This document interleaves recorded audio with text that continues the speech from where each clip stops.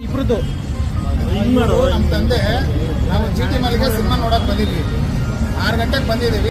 कर्नाटकमधील बंगळुरू येथून एक धक्कादायक प्रसंग समोर आलेला आहे। ही संपूर्ण घटना पाहण्यापूर्वी MM मराठी न्यूजला जरूर सबस्क्राइब करा। आता आपल्या सर्वांना माहित आहे की जुनी पिढी किती साधी आणि भोळी आहे। ते कोणाच्या आद्यात आणि मध्यात नसतात, ते कोणाच्या वाटलाही जात नाहीत। परंतु या आजोबांसोबत काय घडलेलं आहे पहा। तर आपलं मत मांडण्याचा अधिकार सर्वांना आहे। जो पोशाख आपल्याला आवडेल तो घालण्याचा सुद्धा अधिकार आपल्याला आहे।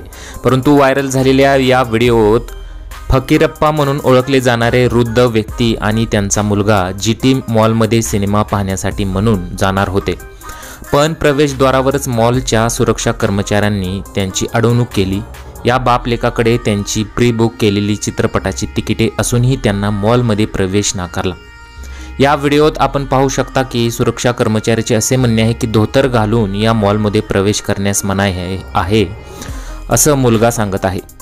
आणि अशी मॉलची पॉलिसी सुद्धा आहे। लांबचा प्रवास करून आलेले या वृद्ध व्यक्तीने सुरक्षा कर्मचाऱ्याकडे विनंती केली की मला कपडे बदलणं शक्य नाही, परंतु सुरक्षा कर्मचाऱ्यानंतर मॉलच्या सुपरवायझरने कथित पॉलिसी सांगून जर प्रवेश हवा असेल तर कपडे बदलून पॅन्ट घालून येण्याची मागणी केली। हा व्हिडिओ व्हायरल झाल्यानंतर यावर लोकांनी मोठ्या प्रमाणात टीका केली आहे। तसेच भारतीय परंपरा आणि वृद्ध व्यक्तींचा अनादर केल्यामुळे सुरक्षा कर्मचारी आणि मॉल मॅनेजमेंटचा निषेध केलेला आहे। अनेक लोकांनी आपला संताप व्यक्त केलेला आहे आणि सांस्कृतिक पोशाखांचा अपमान केल्याचा आरोप मॉलवर केला। तसेच पारंपरिक पोशाख आणि सांस्कृतिक मूल्यांचा आदर करण्याचे महत्त्व अधोरेखित करून नेटिझननी त्यांना खडेबोल सुनावलेले आहे। धोतर हा भारतीय परंपरेचा अविभाज्य भाग आहे आणि यात भेदभावाचे कोणतेही कारण नाही असं सुद्धा म्हटलेलं आहे।